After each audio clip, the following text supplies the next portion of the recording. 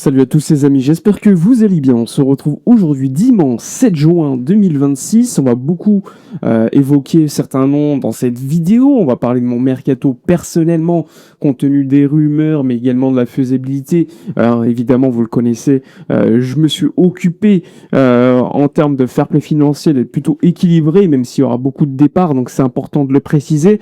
J'ai fait donc mon mercato arrivée, départ et le 11 potentiel pour l'année prochaine. Alors évidemment, c'est pas le 11 idéal ni l'effectif idéal parce que, je le répète, il faut quand même rester un minimum réaliste, même s'il y a des opérations que vous verrez qui sont peut-être compliquées, mais dans la réalité, le Barça essaie de les faire. Donc on va essayer d'être réaliste et pour autant avoir un effectif pour moi meilleur que celui de l'année dernière. Donc n'hésitez pas à vous installer tranquillement, à mettre un petit like, à commenter, à partager, à booster la vidéo également pour soutenir le travail fait au quotidien. Je ne rentrerai pas dans les détails au niveau des opérations, de chaque transfert, concernant les rumeurs actuelles ou pas. Ça, c'est plutôt pour les vidéos de la semaine où là, on va rentrer beaucoup plus dans le détail. Là, on va rester assez factuel et essayer de rentrer dans mon mercato, celui que je ferais personnellement si j'étais à la tête donc de la direction sportive du Barça en restant réaliste. C'est parti. Alors, tout d'abord, quand tu regardes le 11 du Barça, au niveau du gardien de but, il n'y a pas de problème. Joan Garcia s'est validé après sa saison extraordinaire. Côté gauche, personnellement, je garderai donc une association entre Baldé et Cancelo. Alors, évidemment, dans un monde idéal, on pourrait avoir un autre latéral gauche. Pour autant, comme je vous l'ai dit, on va rester assez réaliste. Baldé, il est très peu probable qu'il quitte le Barça. Et donc, on va pas recruter un autre latéral gauche, sachant que le budget mercato, personnellement, je le mettrai sur d'autres joueurs et sur d'autres positions qu'on va évoquer ensuite. Donc, Cancelo titulaire, parce qu'il a prouvé cette saison qu'il avait été très très bon depuis le mois de janvier de son arrivée en prêt. Ensuite, la défense centrale. La défense centrale, on l'évoquera un peu plus tard avec une recrue.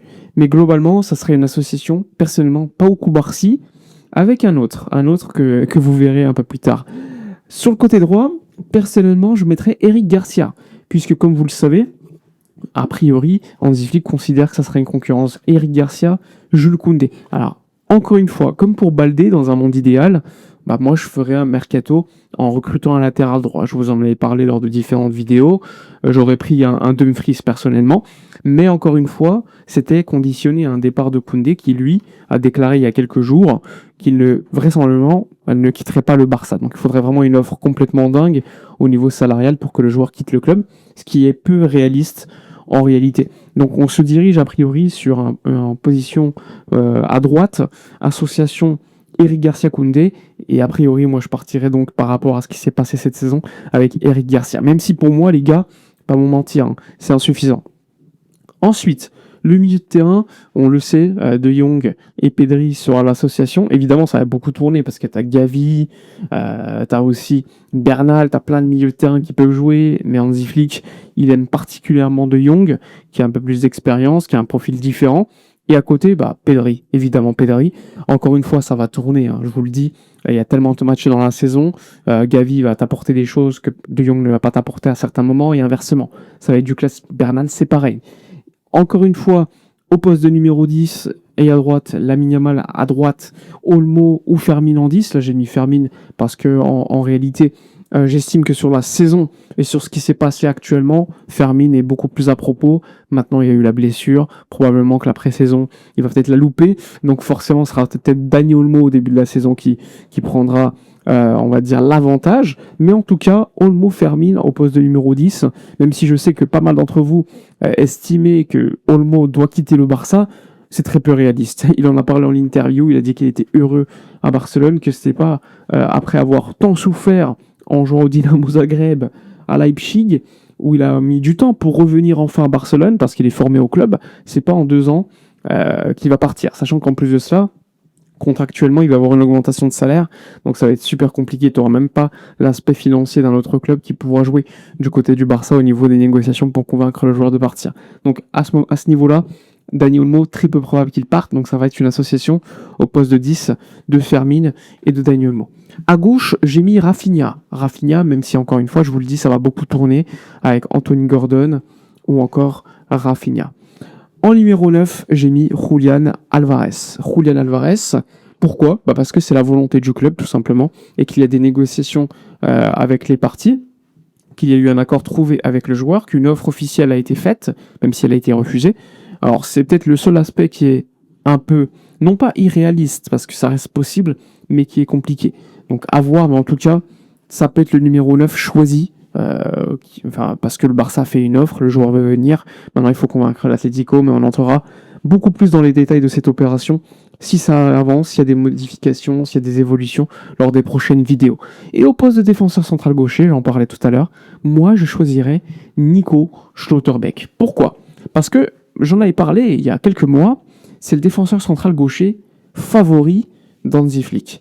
Alors j'aurais pu vous citer un Gvardiol, mais un Gvardiol ça coûte 80 à 90 millions d'euros, donc économiquement beaucoup plus onéreux, ça aussi il ne faut pas l'oublier. J'aurais pu vous citer d'autres joueurs en défense centrale, mais pour moi Nico Schlotterbeck réunit toutes les conditions. Le prix qui n'est pas si élevé que ça, même si ça reste 55-60 millions d'euros, un joueur expérimenté, parce que même s'il est jeune, 25-26 ans, il a déjà joué une finale de Ligue des Champions, il a été un international allemand, Flick le connaît parfaitement. Pour moi, c'est le parfait mélange de qualité à la relance. Défensivement, il est capable de faire des prestations incroyables. Je pense à un match contre le Bayern l'année dernière qui m'avait choqué de sa part. Pour moi, c'est idéal. Alors, il a prolongé son contrat il n'y a pas longtemps, mais je le rappelle, il y a une clause libératoire qui a été fixée pour certains clubs européens, des grands clubs européens, de 55 à 60 millions d'euros. Personnellement, si j'étais Deco, je m'intéresserais particulièrement à lui. Et même l'année dernière, il y a quelques mois avant qu'il prolonge, personnellement, c'est ce que j'aurais déjà fait. On sait qu'il y avait des réunions, mais que finalement, ça n'avait pas avancé beaucoup plus loin, puisque Deco avait avancé sur la piste Bastoni, que Flick, finalement, n'a pas validé au dernier moment. Perso, j'irais sur Schlotterbeck. Flick le connaît, Flick l'apprécie. Pour moi, c'est parfait. Il est gaucher, il est jeune, même si elle a l'aspect blessure, mais pour moi, globalement, c'est le joueur idéal, entre guillemets. Globalement, là, c'était le 11. Mais pour faire simple, mon mercato, il est complet. Un mercato avec Anthony Gordon. On va d'abord parler des départs. Les départs, personnellement, j'ai mis Iñaki Peña, parce que c'est un gardien qui vraisemblablement, forcément, déjà un salaire important. Il a prolongé avant de partir en prêt. Pour moi, il faut une bonne fois pour toutes le vendre. J'ai mis Ter Stegen en prêt, parce que Ter Stegen, pour le vendre, ça va être l'enfer. Il a un trop gros salaire, c'est un joueur qui sort de blessures longues, 2 blessures longues. Si déjà tu chopes un club qui peut le prendre en prêt et le revaloriser un petit peu, et prendre en charge un petit peu de son salaire, tu manges. Ça serait incroyable. J'ai pas mis dans les départs le fait qu'il y ait certains joueurs qui n'appartiennent plus au Barça, mais tu peux récupérer des pourcentages à la revente, que ce soit Dest, Abdé, Dominguez et plein d'autres joueurs. Ensuite, j'ai aussi mis Lewandowski libre, parce que ça te fait économiser énormément d'argent en masse salariale. J'ai aussi mis notre ami Rashford, dont le prêt, pour moi, ne serait pas renouvelé, parce que forcément, le joueur, avec tout le monde qui est en attaque, ce serait assez compliqué. Donc ça, on l'oublie pas, parce que Rashford, jusqu'au 15 juin, il y a une option d'achat pour le Barça, mais a priori, ça va être quand même très compliqué à être relevé. Donc à ce niveau-là, moi je pense que Rashford, finalement, ne viendra pas. Enfin, définitivement, je veux dire. Donc, à ce niveau-là, j'ai aussi mis Marcus Rashford. Après, il y a d'autres noms qui peuvent partir en prêt. J'ai ajouté aussi Hector Fort, qui a une valeur marchande assez intéressante, même si je sais que beaucoup d'entre vous le veulent, je comprends totalement. Il va faire la pré-saison avec le Barça, mais pour moi, je pense que ce serait un départ qui ne serait pas choquant. Il y a aussi Ansu Fati qui pourrait te donner 11 millions d'euros. Normalement, ça va se faire avec Monaco, là. Il y a aussi Marc Casado, que je vendrais à hauteur de 20 millions d'euros minimum. Donc ça aussi, ça peut te donner un petit peu de cash, économie de salaire. Sans oublier Ronald Araujo, qui pour moi est un joueur complètement mort, qui n'a pas le niveau, qui a un gros salaire. Ça aussi, c'est important. Faut pas l'oublier. Quand tu recrutes des joueurs ou que tu les vends, il y a aussi l'aspect salarial qui rentre en compte et il faut pas l'oublier. Donc j'aurais mis Araujo et Rooney Bardghji, soit un prêt, soit une vente, permettrait soit d'avoir du cash ou revaloriser le joueur, lui donner du temps de jeu, et ça c'est plutôt intéressant. Concernant les arrivées, j'ai mis Anthony Gordon parce que c'est officiel. J'ai aussi mis Bernardo Silva parce qu'il y a des discussions actuellement, même si le deal n'est pas fait. Il faut le savoir. A priori, soit le Real qui rentrerait dans la danse, soit le Barça, soit l'Atlético de Madrid. À voir ce qui va se passer. Mais en tout cas, tant que c'est pas signé, on considère qu'il n'est pas là. Moi, je l'ai quand même mis dans les arrivées parce que en cas de départ de Casado, avoir un joueur en sortie de banc comme lui, ça peut être intéressant. Maintenant, à voir si lui, il accepterait ce rôle, parce que c'est un joueur qui est quand même désiré a priori par le Real et l'Atlético, il aura un rôle un peu plus important. Donc ça aussi, je l'oublie pas. Il y a Cancelo, 5 millions d'euros. Je pense que c'est assez réaliste. Al Hilal veut le vendre. Le joueur ne veut pas rester. Il lui reste un an de contrat. Il a un gros salaire là-bas. Julian Alvarez, j'ai mis 120 millions d'euros parce que ça peut être la seconde offre du Barça. Alors elle sera peut-être refusée. J'en sais rien. Je sais que le deal est compliqué. Je suis pas naïf. Mais en tout cas, j'ai mis Julian Alvarez quand même. Et en défense, j'ai mis Nico Schlotterbeck à hauteur de 55 millions d'euros. Alors, il y a d'autres noms, que, comme je vous l'ai dit, qui pourraient être rapportés de l'argent. On l'oublie pas. Mais globalement, ça te fait un mercato avec une balance nette de moins 180. Là, vous vous dites, waouh, c'est énorme. Moins 180 en termes de transfert, vente, achat. Mais il y a un aspect qu'il ne faut pas oublier, c'est la masse salariale. Un mec comme Lewandowski, il va te permettre d'économiser 40 millions de salaire. Ansu Fati, là aussi, gros salaire. Araujo, gros salaire. Rashford, gros salaire. Ter Stegen, à voir. La prise en charge. Bref, tout cela, il ne faut pas l'oublier. Il n'y a pas que les prix de transfert.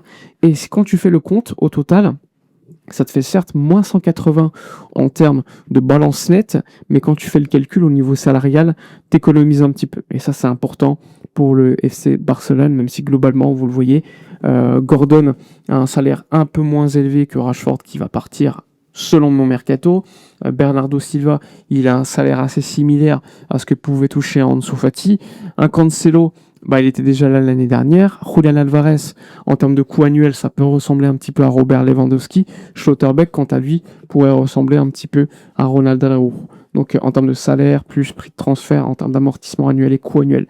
Donc ça aussi, c'est important de le préciser. Même s'il y a une balance nette en termes de transfert élevé, il ne faut pas oublier la masse salariale qui peut énormément t'aider du côté du Barça. Que ce soit en économie ou tout simplement avec des joueurs qui ne t'appartiennent plus aujourd'hui mais dont tu as un pourcentage à la revente. Voilà pour faire simple sur le mercato possible du FC Barcelone. Alors est-ce que ça sera celui-ci ? Probablement pas, on n'en sait rien. Pour autant, j'estime que c'est un mercato assez intéressant. J'ai pas voulu aller beaucoup plus loin, j'aurais pu mettre des latéraux, je le sais, mais ça aurait été trop irréaliste compte tenu déjà des dépenses. 180 millions d'euros, c'est ce que disait El País il y a quelques semaines. Je ne pouvais pas monter à 300 millions d'euros, il faut être un minimum réaliste. Et compte tenu des offres pour l'instant qui ne sont pas présentes pour Baldé ou Koundé, c'était un petit peu inutile d'entrer trop dans le détail au niveau des latéraux. Et je pense que parfois on oublie que certains joueurs ont des contrats en étant super irréaliste, en étant en mode football Ultimate Team. On va rester un minimum réaliste, même s'il y a une opération qui est compliquée. Globalement, ce serait un mercato qui ne serait pas déconnant, à mon avis, du côté du Barça, avec un meilleur effectif, à mon avis, plus équilibré, plus large aussi. Ça, il ne faut pas l'oublier, même s'il y aurait encore une fois des manques au niveau de celui-ci. On aurait pu parler du gardien, le numéro 2, mais globalement, je serais surpris de voir beaucoup plus que ça. Voilà, globalement, sur le mercato potentiel possible du FC Barcelone. Dites-moi dans l'espace commentaire ce que vous feriez. Si vous n'êtes pas d'accord avec quelques opérations que j'ai pu mettre en avant, n'hésitez pas à donner votre avis, à liker, commenter, partager. Je vous souhaite un agréable dimanche et on se retrouve demain pour une prochaine vidéo. Et d'ici là, comme d'habitude, portez-vous bien.